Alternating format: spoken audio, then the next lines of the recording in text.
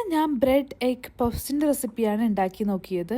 അതിനായിട്ട് ആദ്യം തന്നെ ബ്രെഡ് എടുത്തൊന്ന് ആവി കയറ്റാൻ വെക്കുക. അതുപോലെ മുട്ട പുഴുങ്ങിയെടുക്കുക. അതിനുശേഷം നമുക്ക് മസാല ഉണ്ടാക്കാം. സിമ്പിൾ ആയിട്ട് ഞാൻ മസാല ഉണ്ടാക്കിയത് എങ്ങനെയാന്ന് നോക്കിയാലോ. ഇഞ്ചി, വെളുത്തുള്ളി, പച്ചമുളക്, സവാള എല്ലാം ചെറുതായി എരിഞ്ഞ് വെളിച്ചെണ്ണ ഒഴിച്ച് അതിലേക്ക് ഇട്ട് ഉപ്പ് ചേർത്ത് നന്നായിട്ട് വഴറ്റി ആവശ്യത്തിന് പൊടികളൊക്കെ ചേർത്ത് വഴറ്റിയെടുത്താൽ മതിയാകും.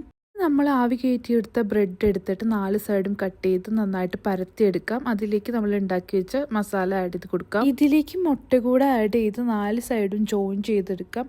ഒട്ടിക്കാനായിട്ട് നമുക്ക് വെള്ളം ഉപയോഗിക്കാം. ഈ റെസിപ്പി ഉണ്ടാക്കി നോക്കിയപ്പോൾ ഏറ്റവും ഹാർഡസ്റ്റ് പാർട്ടായിട്ട് തോന്നിയത് ഇതാണ് കേട്ടോ. അധികം ക്ഷമ വേണം ഇത് ഉണ്ടാക്കിയെടുക്കാനായിട്ട്. അങ്ങനെ ബാക്കിയുള്ള ബ്രെഡിൽ നമുക്ക് ഇതുപോലെ തന്നെ ചെയ്തെടുക്കണം.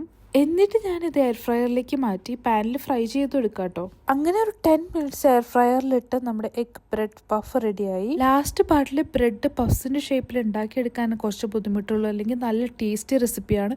നിങ്ങളെല്ലാം ട്രൈ ചെയ്ത് നോക്കണം.